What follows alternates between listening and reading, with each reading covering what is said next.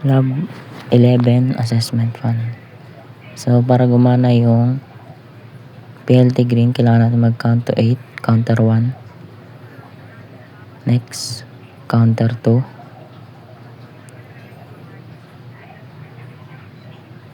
next counter 3,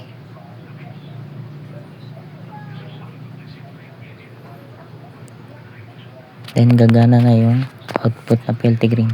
Next naman assessment 2.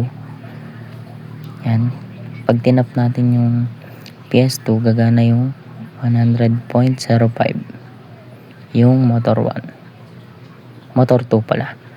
Then magkakount lang tayo ng 8 para gumana yung timer.